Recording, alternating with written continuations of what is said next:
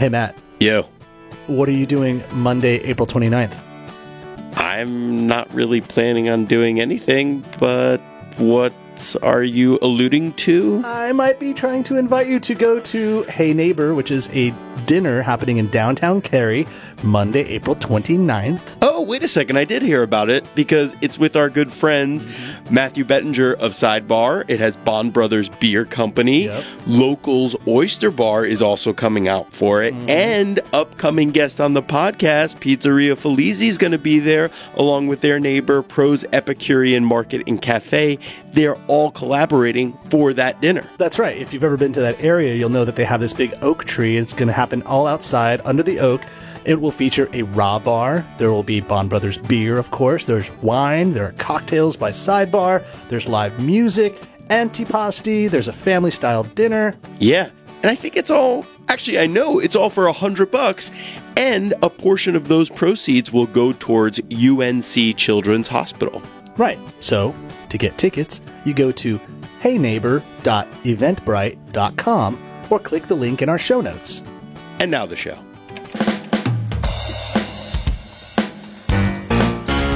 You're listening to the North Carolina Food and Beverage Podcast, coming to you from the Kitchen Studios, located high atop the historic Raleigh building, and located in the heart of downtown Raleigh. The NCF&B Podcast takes you behind the scenes of North Carolina's food and beverage industry. Follow us on Twitter and Instagram at NCFBPod. And now, the sommeliers to the stars, the barbacks in your backyard. It is Max and Matt. Hello, and thank you for listening to the North Carolina Food and Beverage Podcast. I am your co-host, Max Trujillo. And I am your co-host, Matthew Weiss. And today in studio, we have a few superheroes. The Thors, creators of Whiskey Kitchen, Michael Thor, and his wife, Sarah Santoro Thor. Welcome, superheroes. Thanks for having us. Yeah, hi. I can't resist that last name. Hard. It's just, you know, you should probably walk around with like big hammers. Well, we do have some... I got a little hammer. Yeah, right there. That's true. Oh, that's Matt true. has My a little keychain. hammer, Yeah. We do have an on your keychain, unfortunate nice. amount of Thor memorabilia. So, you do. Unfortunate amount? well, I think it's a little ridiculous. People It's a continue little to over the give top, us yeah. Thor things, and we're like, all right. We Like get it. socks, Like, it's right? gotten old Yeah. about 10 years ago. So, point of reference for those that may or may not be living in the North Carolina or Raleigh area, the Whiskey Kitchen is an establishment created 3 years ago now. Almost. Yeah. Almost 3 years. It's here in the heart of Raleigh, North Carolina, and is about a block away from here, the Kitchen Studios. We did just, Michael raised his eyes when he's like, wait, the Kitchen Studios, what's this? We're like, it's not the Whiskey Kitchen Studios. It's not copyright infringement. We'll get into that later when we talk to our Forest Firm attorneys, specifically about trademark and naming. So we're simply just the kitchen. You guys are the Whiskey Kitchen. The Whiskey Kitchen is this massive building. How many square feet is this? It's 6,000 up top, holy cow. and then Emerge, the artist collab music venue that's downstairs is another 6. Wow. So, And so we got the whole building, and then sublet it out to Emerge the basement. oh wow. So you Yeah. have all of that's a lot of Yeah, ground it's to cover. 12,000 square feet. Yeah. And offices we were upstairs, looking right? for no. Okay. Well, I mean, we do have some offices. I don't necessarily want to say upstairs there It's like a loft. in the main part Inside. of the building, I but see. yeah. Yeah. Locked That it up. unfortunately he can't get up to. Yeah. So we're Yeah. trying to make accommodations in the future to yeah. having a better space for him to work in. So I'm just going to define it as they do and use their words for people outside. Although Max and I think we've talked to you before, Sarah, have talked about Whiskey Kitchen a lot because we both love it and are impressed at how high quality the food is above even the beverage program. Yeah. But Whiskey Kitchen, in your words, is a chef's bar room with Southern-inspired fusion food. Yes. Yes. And you also have the moniker of the largest selling single establishment of whiskey in North Carolina. No, so we have Well, we real have whiskey. the largest selection of pure whiskey, not flavored whiskey. We don't carry, Oh, you don't have Crown. bubblegum Jack. whiskey? No, yeah, Yeah, we don't yeah. Oh. we don't have the apple crown in house and It's really going to offend a lot stuff of our like that. listeners. I know, right? you're Yeah. just, you're just gonna. I Yeah. mean, the people that were gonna show up for the Apple whiskeys and stuff, they're gonna leave. Yeah, or they the can go Jim somewhere Beam, else, yeah. Fire Spice, whatever. But there are Not plenty Peter. of other really good places Yeah, around town that have flavored whiskeys, sure. that have larger whiskey selections than us, because they do carry those. But But when So- you're talking about yeah, we try right. to We have try over to 400. yeah, stick to Yeah. a very pure style. a pure whiskey bar. Exactly. So, Whiskey Kitchen is a special place in Raleigh, not only because there's great food, great drink, great whiskey, but because of how it came together. It was your part of your vision and your partner Jeff. Yep. This story would be untold if we didn't talk about November 20th, 2015. Yep. And for those of you that don't know, and we'll get into, it was a motorcycle accident that has rendered you in a wheelchair. Yep. But the amazing story of how the community and friends and family of yours came together to help keep Whiskey Kitchen moving forward. So humbling. Yeah. So I remember when this business was being built and coming out, I was just anticipating, and I didn't know, forgive me, I didn't know Michael Thor. I didn't know you as a chef at the time, and we'll get into that whole story. But then the where I first kind of heard of you, and probably was the notable, was the accident. Yeah. And you were in the midst of building this place when it happened, which was probably not the best timing, I would probably say. It's just kind No, of uncomfortable. definitely I don't think there's Yeah, ever a like, good time. Inconvenient, to say Yep. the least. Yep, business. From a business perspective, yes, it was quite inconvenient to go down right in the middle Yeah. of construction. So, Man.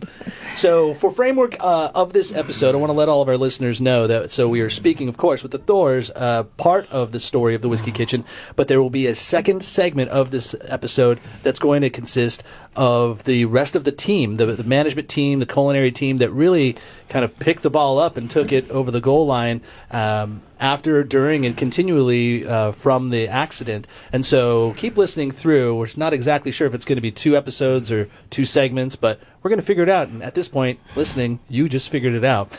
That's how it's going to be. that, Let's go. Let's start back a little bit more before we knew who you were, Michael. I believe what the story tells us, is that both you two were working at Trips. Is that right? Back in the day, that's where we met, yes. that's where you met. So you Yeah. and Sarah, not knowing each other, dating on the company dime, totally breaking Yep. a lot of laws. I wasn't her superior. Oh, okay. You weren't Well, Yeah, no, I it mean, no. was totally I was front of the fine. house. He's back of the house. It was not really. yeah. Yeah, I'm sure it's, no one's ever dated ever once in a restaurant. No, No, never. Never. That doesn't happen. So, Sarah, let's start there. So you were a server, or what were you doing at the time? I was a server. I was in college. I was freshly an attendee of NC State. And Go Pack. Yep, go Pack. Proud member of that pack. And he wasn't there initially when I had started, and because he was opening up another location in Fayetteville for Trips. And he showed up one day, and I'm in one of the wells with my girlfriend that also was a server and worked there. And it's like, oh no, he's going to get me in trouble. Oh, wow. I knew immediately he was going to get me in trouble. And then he began. I believe the server let you know that I was going Oh, to yes, she agreed. get you in trouble as well. Yes, he was trouble and still Did this is other trouble. server know you were trouble from previous? Yeah, probably. Yeah. You had a Yeah. reputation. Chances are, yeah, I was. Yeah. Let's Keep it there. Yeah. And he. Then, it was kind of cute. He just started flirting. He was flicking almonds at me and off over the. Very mature. Over the past. Yeah, over the past, very mature. And I was like, the what are dating you. guidebook, yeah. Right. Flicking almonds is the best way to get started. Yeah. Yeah, I'm like, what are you doing? He's like, I'm just flirting. I'm like, oh. Okay. Interesting. I way to guess it's flirt. going to work. Yeah. Yeah, actually, I like that move. I like when you just tell somebody I'm flirting. I'm flirting. Yeah, That's yeah. pretty Think direct I'm- and great. Yeah, well, it Why worked. else would I be flicking almonds at you? Well, I mean, I Some did the girl same that we thing. Pay attention to me. Introduced. Pay attention to me. I don't know that we'd even been introduced yet. No. No.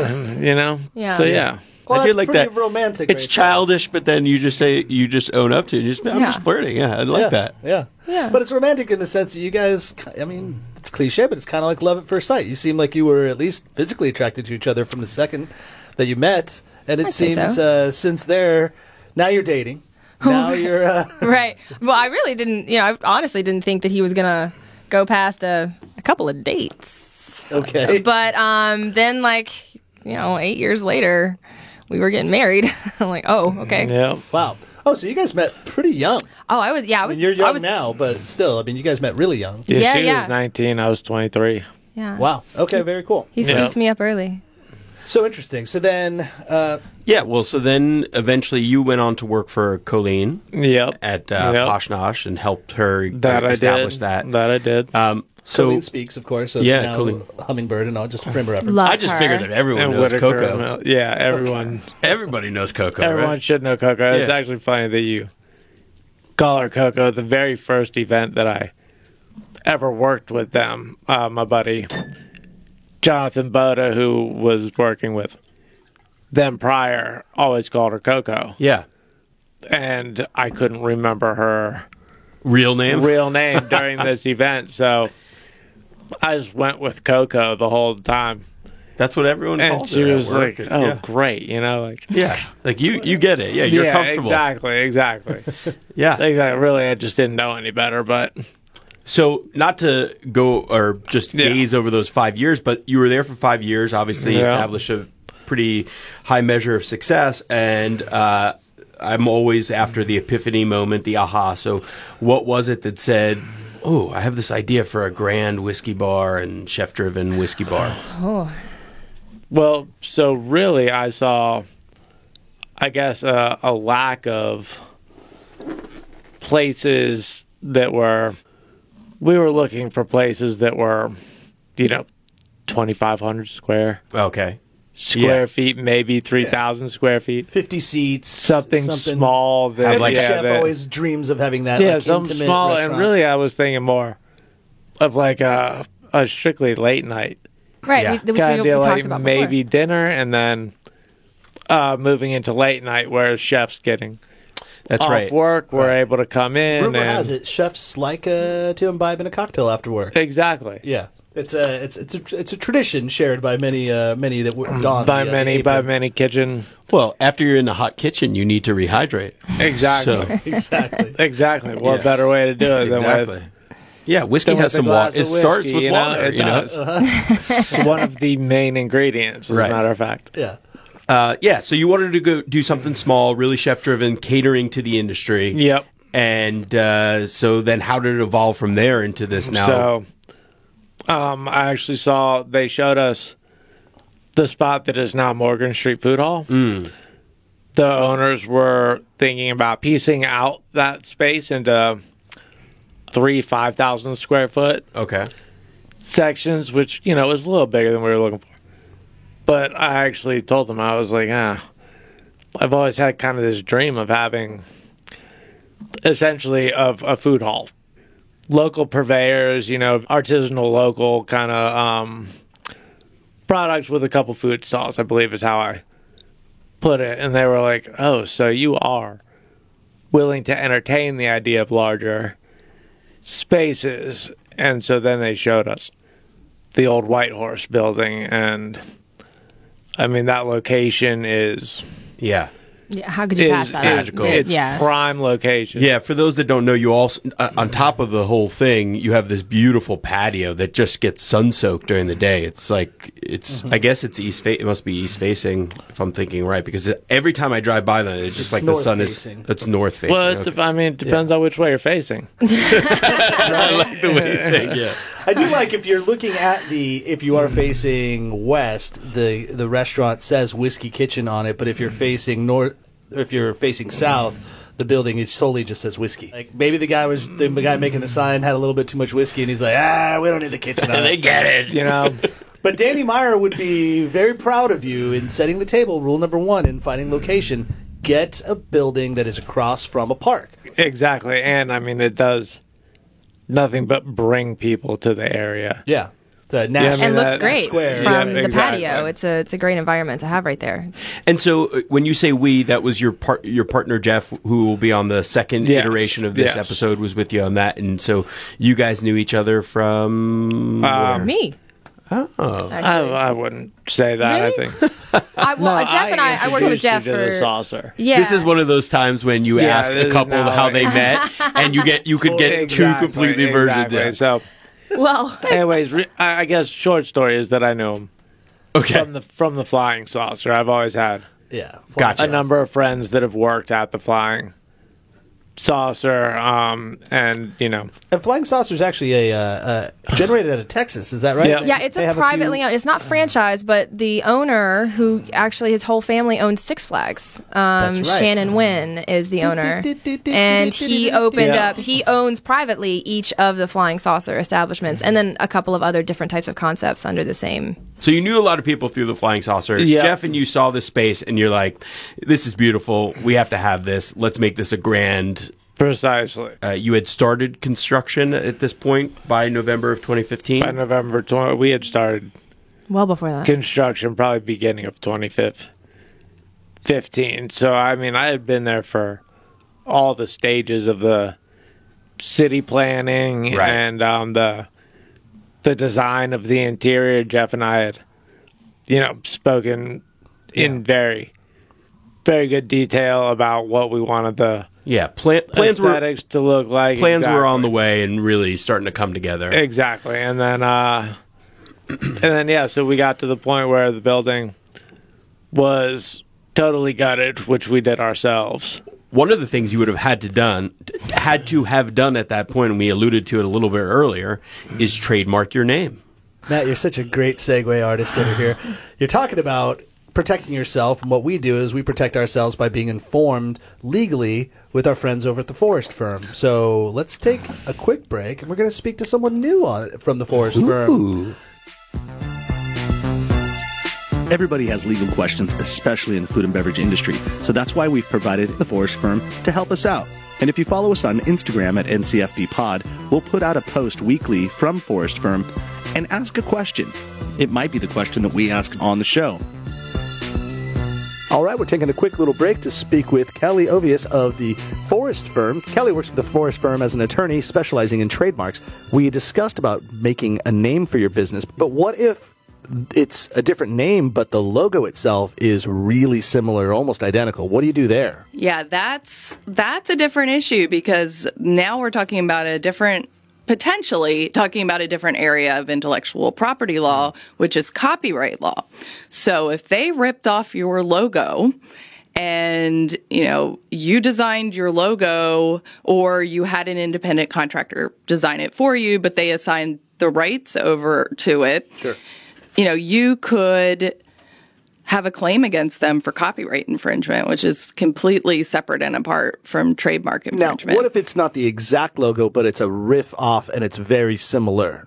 That could still be copyright infringement because one of the rights that copyright law affords you is the right to make what's called a derivative work of your original design. So if it's just a modification of your design, it could still be copyright infringement. I guess my Coca-Cola is not going to work well here in the triangle.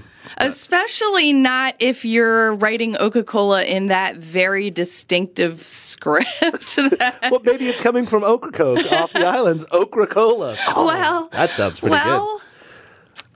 There is an exception for parody.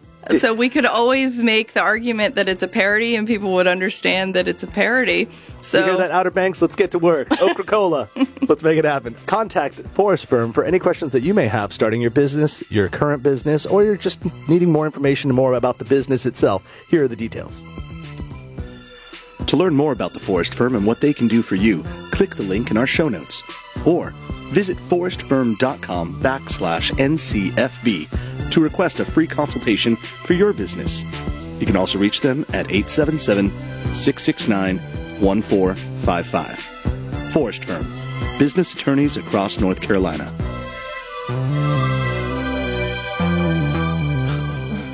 Okay, and we're back. So you've trademarked your name. Things are going along.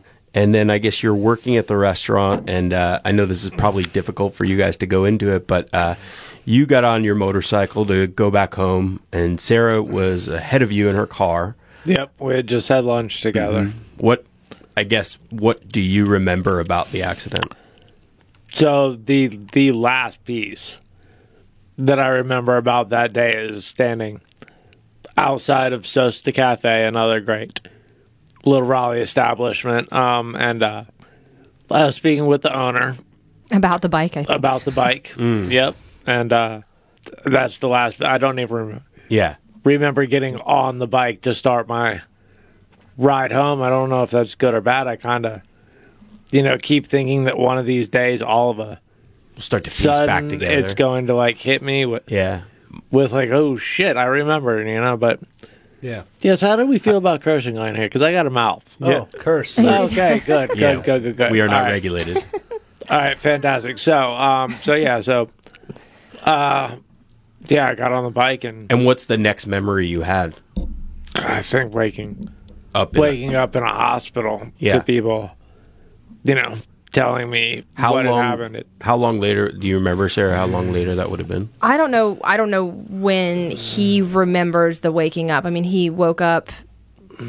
He was awake, I think, within the first day or so. It was hard to say because the accident happened roughly between 3:30 and 4 on a Friday. I remember the entire day, like in crazy detail, which is Yeah. bizarre. But he, and by the time I found out, it was close to 5. And so he had been in the hospital. And when I saw him initially in the hospital, he was asleep. It just looked like he was asleep. He really didn't look messed up at all. I mean, he Bumps and looked, bruises, but- scraped, and his arm was like in a cast, and he just looked like he'd been in an accident. Like, it wasn't to the extent that we know about it now. And they like shuffled me out of the room. They were like, "You're not supposed to be in here." And I don't think that he woke up the rest of that day and through that night, because he went through several surgeries. Well, maybe not several surgeries. Yeah, several surgeries. He had a filter put in for blood clots, and his arm had to be immediately attended to. It had a lot of debris and stuff Like in my it. right elbow is. Yeah, it's Road toast. rash with everything. It's mango. They had to do total Yeah, total like reconstruction. total with- reconstruction. it's I've nuts. got 8-inch plate with 6, 7, 8 Yeah. Yeah. screws. I'm not real sure, but anyways. But I feel like he was awake the next day at some point. But I don't know if that's the day that he remembers waking up. I wouldn't Yeah. really So know that. what was going on when you first heard the words from the doctor about you being paralyzed? Oh, I mean, I was certain that you give me 2 months, I'll be up and at 'em. He was very Up optimistic. and at 'em again. I'm Yeah. I've always had kind of maybe overly high expectations of my abilities. Sure. Overestimate myself sometimes, maybe.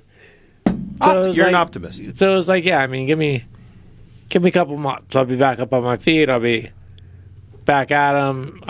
Nobody was really telling me just how bad it was, and if they were, I wasn't comprehending it. I was constantly having to be reminded of why I was there.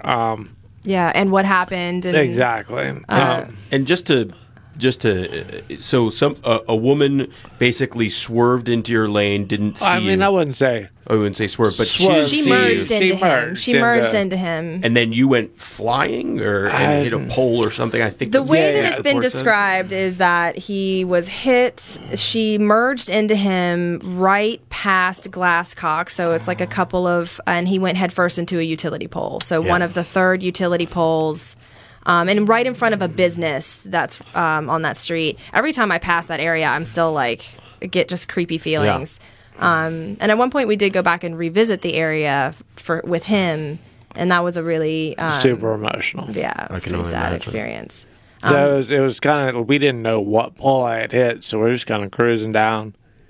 It's like, is it this one? We're looking for like little signs that an accident happened there. Part of my elbow It's there. like, no, it doesn't look like this one. Then we got to the second one, and it's like, maybe. And then as we started creeping up on the third utility pole on that street, yeah. on that block, rather, it was like, shit, this is the one. You And then made we, your mark. then we got up there. I mean, there's not really any marks No, I think it was just more of a feeling. on there, but we knew where Yeah. that they had picked me up in like a little drainage area. Yeah, and we had heard from a couple of people that were a girl that was in the business somehow was connected to people that we knew. I mean, when the accident initially happened, it kind of spread pretty quickly in our group of friends and extended friends that we were hearing from people that either saw it, were there, or actually we even spoke a year later or so to the woman that found him because the driver had left. She left. She came back, but when the woman found him, she said nobody else was there. It was just him. And she had gone all the way down to where the gas station is at Wake Forest Road, and I guess that turned around and then came back. But he was barely breathing, and she and the woman, talked him through it. And I guess she was the one that had called 911. And I mean, we were luckily very close to Wake Med, the trauma hospital, so. He was there very quickly, and they were able to get to him very quickly, which saved his life because he ended up suffering a C2 level injury, and that's the second vertebrae of your spine. So you lose control over your diaphragm and the ability to breathe around C3, C4. And so he's very lucky that he survived. There's a very low survival rate around your C1 and C2. Right. Yeah. And he had 6 broken ribs on his left side, so she had to have hit him pretty hard. Yeah. I think. As the article written by Andrea Weigel wrote, and she says it succinctly here, the crash, he had fractured a second vertebrae from the top without severing his spinal cord. He also suffered broken shoulder blade, broken nose, 6 broken ribs, a collapsed lung, and badly injured right arm that required surgery to insert metal plates and screws, as you mentioned already. Mm-hmm. That's significant, and no wonder why. I went through I had a massive concussion one time. Got jumped by some gangbangers in San Jose. Oh, that's fun. Wow. And I couldn't remember anything for 4 days. I couldn't remember my name. Oh, really? And people had to keep reminding me why I was in the hospital, and so I totally relate to what you're saying. Yeah. It's like my family was freaking out. They're like, is he ever going to remember, and is his brain going to work properly? And so I just hearing that, I'm like, oh, I remember being in that situation, and I can only imagine how you feel, even today. Yeah, I mean, surprisingly, I had no head injury whatsoever. He got lucky and not suffering a brain injury, but he was wearing a helmet, and the helmet, it's crazy. You can see a dent in the very top, very center of the helmet where he dead on, which is what saved his life, really, because the helmet saved his life for sure, but you can tell that he hit so straight on that the fracture, that's why he didn't have any displacement of the spinal cord and didn't require any spinal surgery. Well, we still kind of feel like maybe that could have been a helpful thing, but we woulda, coulda, shoulda. So. Yeah. Well, first of all, I think that's a common thing, especially with trauma, and I know that I've gone through it a couple of times, that you don't often have a memory of the thing. It's just the way your brain is designed to cope. But thank you guys for sharing about that. I know it's not an easy thing. But moving forward... It's an important thing. It's an important thing. And we talk about it a lot. We did a lot of peer support in the hospital, and we're used to telling the story, and sometimes it makes us emotional. And it could, certain parts of it do still, but, we're... Because obviously for you, Sarah, that's going to change your, just your day-to-day, right? I mean, you are now his caregiver. Mm-hmm. I know that your mom, Michael Karen, is also integrally responsible for helping in your rehabilitation, so much so that she even created... Next Step, Raleigh, which is just down here off Hillsborough Street. Yep. So the 2 most important ladies in your life are essentially doing all they can to bring you back, and then your mom's facility is now helping even other people as well. Right, it's great. There wasn't anything else in this area. Yeah. It was there was a big deficit, which is why we ended up in Atlanta for so long. It was necessary. Not for all spinal injuries, it's necessary, but for him, it was very necessary to attack it and to give him as much therapy as quickly as possible, for as long as possible, as early as possible. The duration of these injuries are all very complicated and very unique, and each individual heals completely differently, no matter the injury level. There are some standards. I mean, you are definitely going to be affected below injury level. But he's even a snowflake among the snowflakes. He's got some weird healing patterns that are unusual, even for a spinal injury. He's because there's some times where you do have motion in your legs and your arms, right? And then sometimes it comes he out. can move everything a little bit. Okay. Which he's what's called central cord syndrome. So that is where he's healing more outside in of the spinal cord rather than what you would think top down. Like you would think you would heal and get your arms back first, and then you'd get your legs. But the first thing that he was able to move was his right toe. Right. And the central part or the outer edges of your spinal cord control more of your lower extremities and your some more fine motor functions. So, I mean, to get really, real about it, like he can tell when he has to pee and poop, but he still has the incontinence. So, and the feeling that he does have is it's a level down from what we would have. So that's convenient in that he knows when he's uncomfortable. It really helps prevent skin sores. But then at the same time, he always knows he's uncomfortable, and he feels it. Having that full sensation. Yeah. I mean, I It's feel a blessing and a muscles curse. that are super tight that anyone with, a complete spinal injury or even, close to complete Wouldn't feel. Right. And even people that have even lower Once level again, injuries good, might good have. and bad. I know that Yeah. I need to work on, this particular muscle, so I'll call out my massage therapist and be like, dude, I'm dying.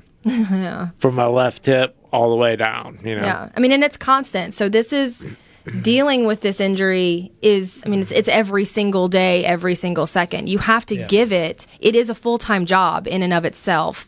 So it's hard to, he goes to 2 hours of therapy 4 days a week. And he did that also down in Atlanta.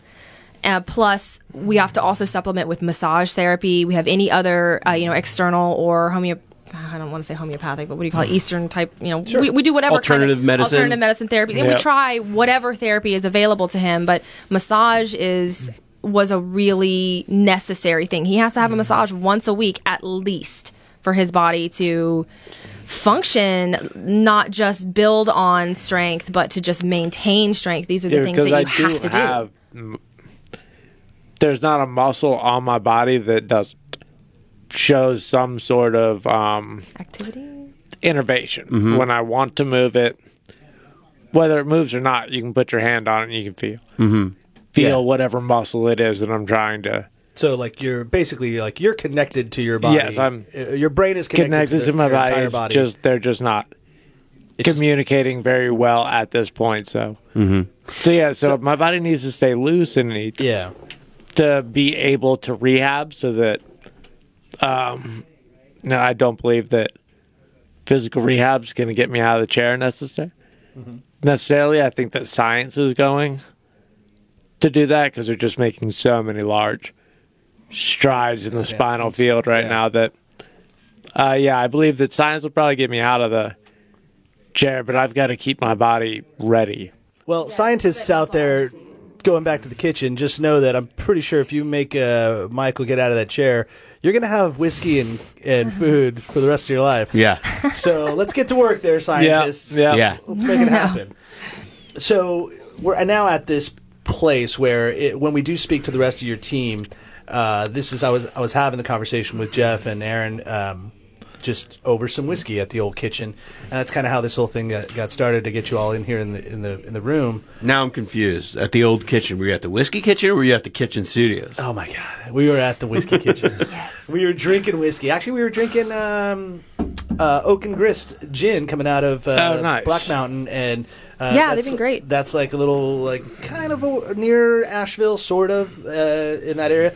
Really cool boutique stuff, boutique gin and whiskey. I really love working with local distillers if possible, and there are some cool ones that are coming out. I know we do with Outer Banks Distilling as well. Yeah, they're good friends of the show. Yeah. I almost wore my Outer Banks shirt today. I didn't have it on, but we were having the conversation, and the interesting part is, you're a team. You were going to build this restaurant. You were building the restaurant. You were pretty close to kind of tapping it in to being at the finishing parts. And you, Michael, were a integral creative and just kind of like a worker bee a part of the whole thing, and you go down. So then the rest of the team has to go like, holy shit, are we going to continue doing this? I mean, So did we. Yeah, was there a thought like, this isn't going to happen? No. I don't know.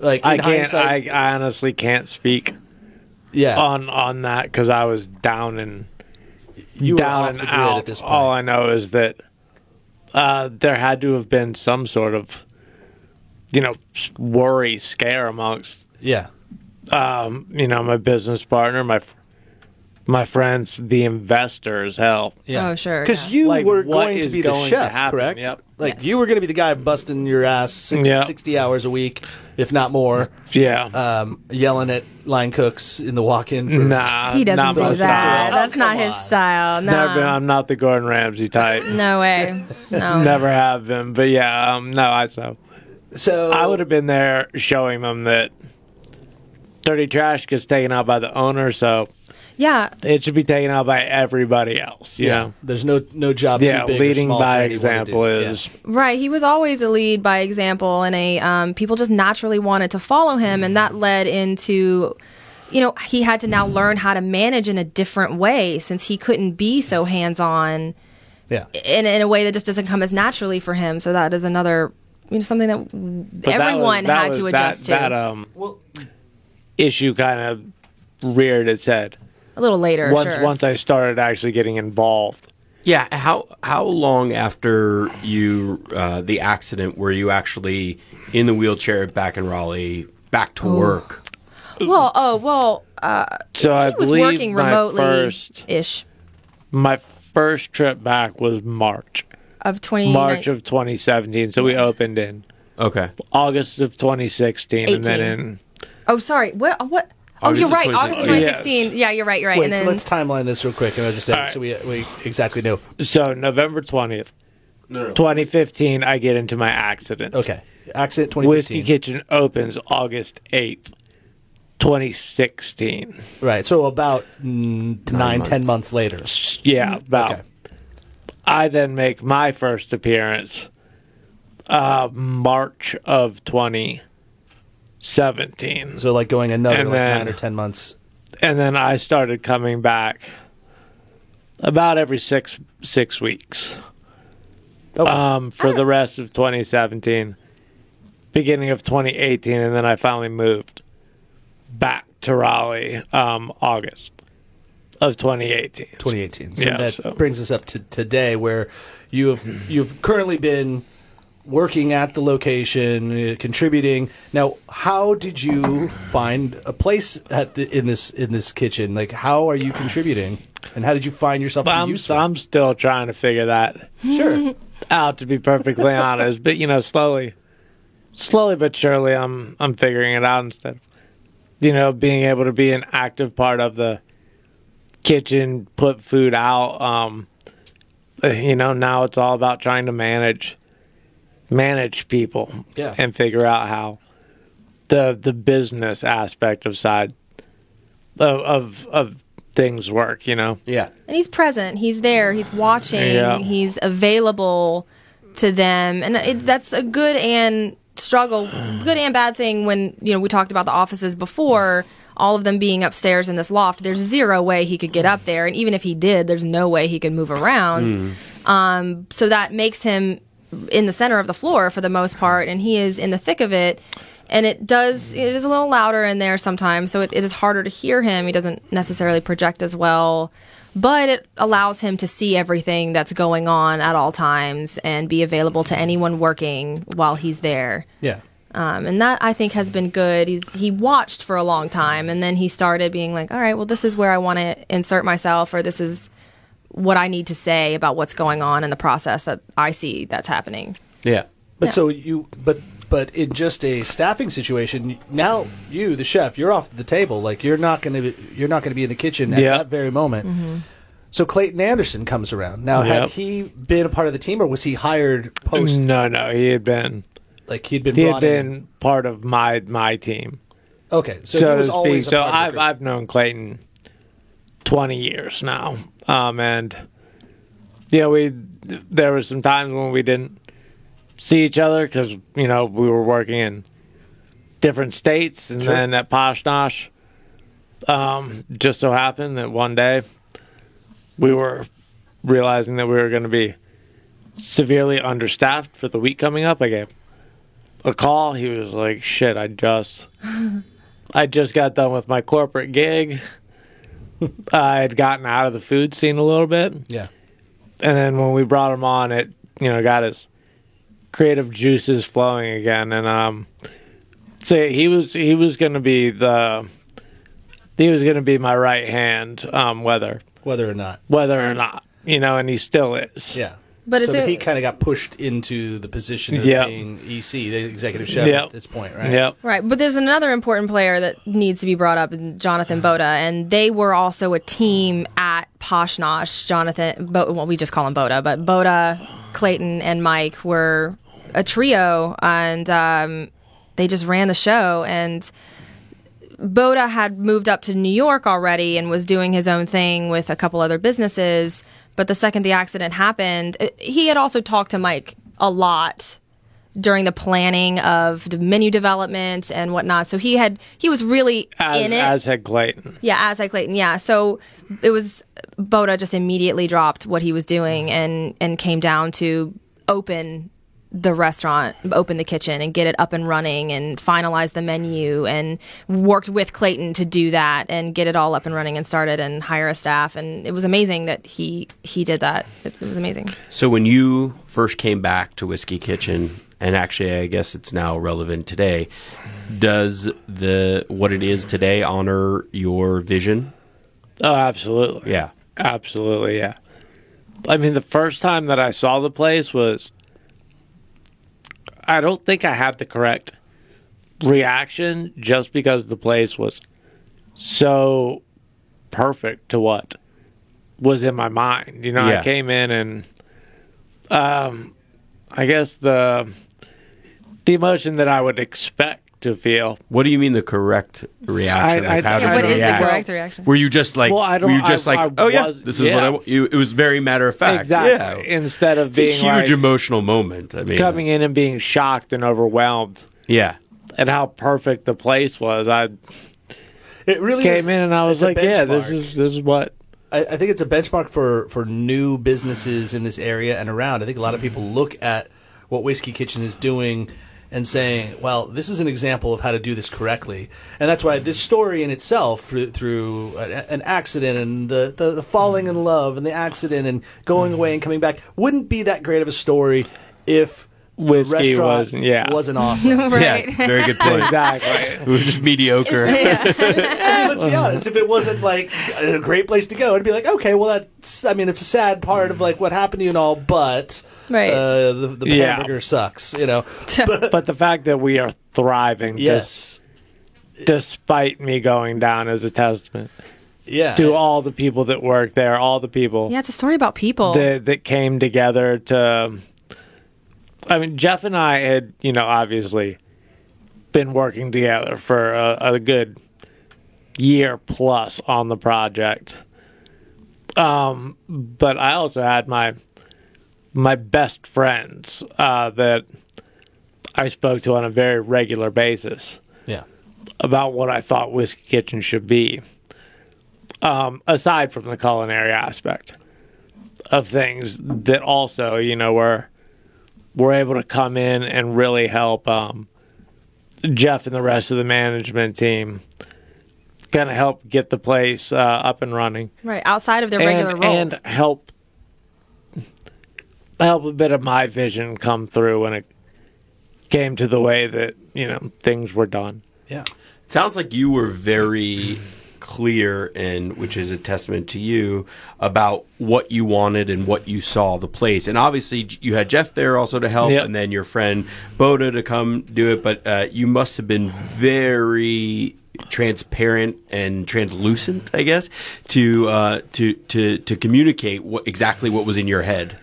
Yeah, I mean, I've always been pretty wide open book. So yeah, I mean, all of my friends that I hung out with on a very regular basis outside of the work scene, we spoke at at length. I mean, when you're opening up a beast like Whiskey Kitchen, need some help. it's all you can think about. Yeah. So, I mean, it was all I would talk about with people. So everyone in felt a social sense of settings, responsibility. He went down, and they were like, "Nah, this is our dude, our friend, our man. This is going to be a success. Yeah. We're going to help make it a success." Yeah, and one of the things we didn't mention, not only did you have the friends coming in to pitch in physically to work, but they started a GoFundMe campaign, which helped a lot in your recovery. Yeah. And everything. Yeah, Yeah. the community has really come around. Like Lone Rider, Big Easy, these are like big companies that come around. Trophy's been Trophy. another. Yeah, they've been great. You better have Lone Rider's new whiskey on your back wall. That's all I got to say. That's a good question. I wondered about that when it first came out. I'm like, wait, Lone has Rider it just released on there? A great new whiskey. Yeah. I just had it recently. It's pretty damn good. I don't know if you've had it yet, Matt. I haven't yet. Yeah. I have not yet had it either. You got to get it on there. I think the Whiskey I know, Kitchen we deserves should. to have some Oh, of for it. sure. Free plug for Lone Rider's whiskey. But Lone Rider, the brewery, obviously, they're really well respected in the neighborhood and been around for a long time. We should have them on the show sometime soon, especially because they've diversified into making liquor, Yeah. which is kind of interesting and fun. But that's a testament right there. I mean, the community came together. That's was kind of the amazing. story in itself. Is like I think everybody just wanted the Whiskey Kitchen to exist. They're like we need this here, and Sure. and then they realize like you're part of the lifeblood that brings this whole thing together. So what can we do to make Michael's life and Sarah's life as easy during this time? And it's pretty beautiful. It's humbling. It was, yeah. I never would have expected people to be so kind. Yeah. I mean, you hope that they are, and they are your friends, but you never really think that how people are going to step up for you. And it was amazing. Yeah. We hear stories about other people in the spinal community that, we are very, very lucky. Yeah. We're very lucky. Yeah, there's no greater Yeah. testament to friendship than when the chips Totally. are down, right? Exactly. I do have a question for you as a chef, and with, I guess, in regards to your palate. Has your palate or flavor perception changed at all? So I actually got very scared right after the accident. When you're on a ventilator, air isn't passing your taste buds, your taste glands, your olfactory glands, which your ability to smell. Essentially, those don't have air passing by them, so you aren't able to taste Because the ventilator's in your neck. Yeah. You get a tracheotomy. or really smell very much of anything at all. So yeah, it scared the shit out of me that I wasn't going to be able to taste food anymore. I mean, aside from the creative aspects of being a chef, and putting together your own food, like I like to eat. Yeah. And so the idea of losing the ability to taste good food was really, really scary. Luckily, I spoke with someone a few months in that was in the industry, a chef himself, and he was like, as soon as you get that vent out, it'll all come back. Okay. So don't worry. And yeah, I did. As soon as, luckily, I was able to get off of a ventilator. A lot of injuries that are as high as mine stay on a ventilator for. Well, we have to clarify. He is not For- technically off of a ventilator. He is on a mechanical ventilator. It's called a diaphragmatic pacing system. So that is why you'll hear the gaps in his breath. It is a electrostimulation device that's implanted into his body. It connects from 4 different parts of his diaphragm, and the electro current gives him the ability to get 18 breaths per minute. It enacts his diaphragm, and so that is how he can breathe, but he does still have the trach, and medically he is considered vent dependent. But that being off of the actual ventilator allows him to have air come through his mouth and nose and therefore taste food. And he was lucky that he didn't get because sometimes a lot of spinal injuries have their ability to swallow is affected, or like the ability to operate your tongue. So he got lucky. He got very lucky that he didn't have that problem. So I finally did get off of the ventilator due to the diaphragmatic pacer that they put in. And I ate that same hospital food that I've been You were like, what the? putting back with, yeah. And Who's making I this think crap? it was the first. I think the first thing I ate was hospital bacon, and I was like, "This is It's a good punk band name. hospital bacon." Hospital right? bacon. That's great. Touring. I the think Warped you Tour. know it's going to be horrible. Yeah, so that was the first thing that I had, and I was like, man, cannot believe I've been eating this so ferociously. You know, I mean, ferocious, I believe, is the wrong word, but Well, no, he Sounds was about pushing right. back Yeah. vigorously. There. yes, What are you able to consume alcohol? Or should you be? That was a question I was I going to ask. should. So it is definitely not good for Yeah. anyone trying to regain the nerve Yeah. connections between the brain and the body, because And he's on a lot of medications. because alcohol kills brain cells and Well, and nerves we don't and really stuff. like to so talk it's about not that. not a good thing for my recovery, but it's a good thing for my mental health. Yeah. Moderation. You know, is exactly, all. moderation, and it's something that, you know, I drank a little too much a couple times and was like, oh, This is not a good this idea. is not, I do not like the way that I feel after I do this. So now, I mean, yeah, I think like the benefits of alcohol, right? Because it does, like, I don't know, you have some nerve loosens him sensation. up. It looses you up as well. So There are times getting him into bed after a night where he's had maybe more than he should have had. It's quite funny. I mean, you literally have to pick up his entire body and put him into bed at that point. Yeah. But usually what he does... My wife has done the same thing. Yeah, I'm sure. I'm sure. except she didn't put you in the bed; she threw you on the couch. Yeah. She's like, you get the Door floor. down here, yeah. Yeah, but So- he could usually stand and pivot, so he can usually get to the bed Oh, nice. with help. And it's so that's funny when he's like floppy and just can't do it. So now, cutting to, say, today, I know that Whiskey Kitchen does, they're doing like little supper dinners. They're doing Yeah. a lot of fun events. I want to be at these places. That you just had one last weekend, I believe. Tuesday. No, you just had it a Tuesday. couple days ago. Yeah. Are you now throwing down some culinary advice, tips, flavors? Like, are you bringing in a lot of those ideas to the table at this point? I try to impart some of my opinions, maybe, but the fact of the matter is that when I went down, those guys stepped up and they created a menu, and they executed that menu without me, and created a very successful culinary program at Whiskey Yeah. Kitchen. And so I tend to give them their free reign. You know, I mean, I Right. don't want to say free reign, but You don't want to go in there and mess it up. exactly. He's definitely I'm not trying gives his to- opinion when it's necessary. I'm not trying to pick apart what they're doing by any means. I trust them. It's an interesting story, just your story, the Whiskey Kitchen story as a whole. I mean, Matt, I don't know. It's kind of a weird connection, and it's not the same storyline, thank God, because it didn't end in someone passing, but it makes me feel like, it makes me think of the Staple House down in Atlanta, where such a close, collection, they're building this restaurant, and in the process, one of the main chefs loses his life. Now, granted, it was something they had expected because I believe he had leukemia or ALS, and then eventually passed on. So they kind of had some preparation for it, but but then kind of went on and to turn into the Staple House, which I believe Food and Wine named it the #1 restaurant in America that year, and now it's gone on to thrive and do all these amazing things. So separate but similar in a fact that they kind of turning somewhat of a tragedy into something positive for the community.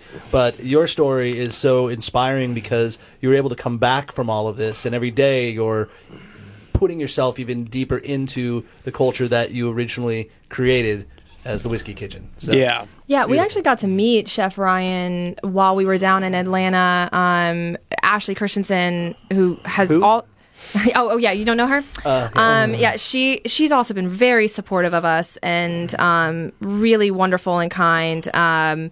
She was doing her book release down in Atlanta and had an event, and Chef Ryan was there, so we did get to meet him and talked about the similarities of the story. Yeah.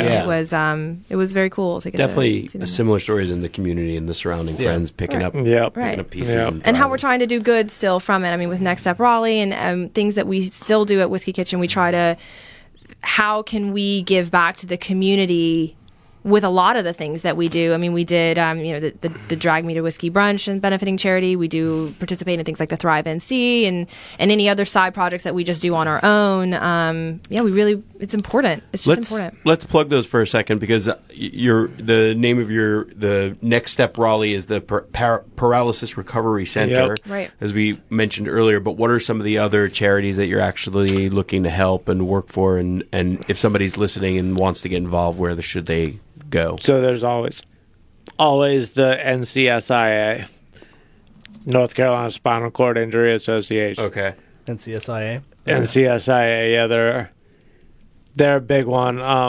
Them and Next Step are kind of my primary Gotcha. Sure. primary go-to, charity. Isn't it maybe still in associated with the Christopher Reeve and Dana Reeve Association as well? Well, Yeah, it so follows it's- the Neuro Recovery Network, Okay. which is, I think, they helped kind of put together. Okay. But it does work with them. I was just actually looking through my notes. There are other food-related charities that we do try to work with. The Interfaith Food Shuttle. Yeah, and- Interfaith Sure. Food So you Shuttle, mentioned Thrive NC, which Right, we're right, involved right. with as well. First Hand Foods. But I mean, it would be advantageous. I mean, it's smart for us to. This is our story. We want to use it also for spinal injuries. Is our cause now?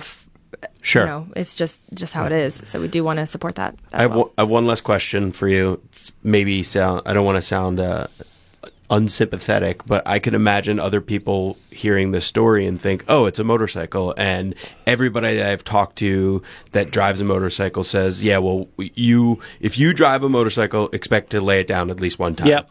So my question to you is, let's say, mouth to God's ears, science helps, you help, and you're walking again, 100%, would you get back on a motorcycle? My wife and my family are going to hate this answer, Just but lie. absolutely. Okay. All right. Absolutely, man. You got to get back on the bike Wow. or on the horse or whatever the fuck it is you fell off of. So, man. You but got you- at least one. You say that just for like the mental Yes. idea of fully coming at full circle. Exactly. Well, let's be honest. The guy likes to ride. So, like, Well, he's still riding. He's Yeah. rolling. That's for Still sure. rolling, but but no, yeah. I think that getting on a bike one more time, just to show myself that it was an accident. yeah. It's not something that's going to happen.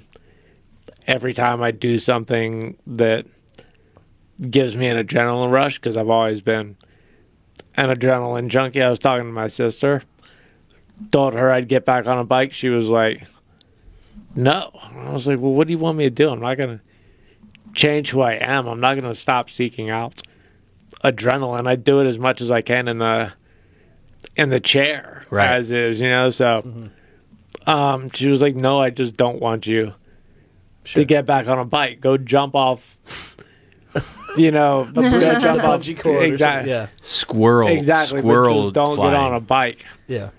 So I won't let her know when I do it. Yeah. I won't let anybody know Well, when I do When it. it's a I'll go out there and I'll, have a buddy that has a bike, and I'll be like, yo, let me hop on it just for a quick ride around the He's neighborhood. sneaky because we have different. Well, he was sneaky about it in the first place, so I think it's fair to bring up that no one wanted him to have the motorcycle. It was a point of topic among the entire family, his and mine, and it's something he was just Yeah. going to do anyway. This has basically sealed the fate that I will never own a motorcycle, only because Felicia will listen to this and say, are you kidding me? You're never getting a motorcycle. Good. Well, so in the motorcycle's defense, we were going 30, 35 miles per hour. That could have been a scooter. That could have It could have been a bicycle. Yeah, it could have been me on a bike. bicycle. Yeah. We're going Right. down downhill a little bit. So, I mean, didn't matter what I was on. I could have been on. Yeah, essentially this had nothing to do with the fact that it was a motorcycle. Exactly. Because it could have been any sort of vehicle where the person couldn't see you. Yeah. Right. And he was coming up behind her. Yeah. So we're told. But you let's know. also be honest too. People are pretty zoned out on the road, and not everybody's always paying attention. I'm not saying Right. that's what Well, exactly. it should say, And- but no one's really paying attention to the level they should. People are texting, they're talking, they're listening to the NCFB podcast while they're driving around. Exactly, yeah. Don't That's let me- okay. Don't let me distract you. Yeah. Oh, listen to the NCFB podcast. Just have it on your Apple CarPlay or your Droid CarPlay. You know, like that way you don't need to look anywhere. It's Check just your like listen blind to the radio. spots. At Check all your blind times, spots. everybody. Yeah. It's Well, Yeah, I mean, so I think, once again, I haven't made any moves on this yet, but I'm looking to start doing some talks at schools. yeah. Safe driving. At, you know, their driver's ed. Nice. Driver's ed courses about just distracted yeah. Call us.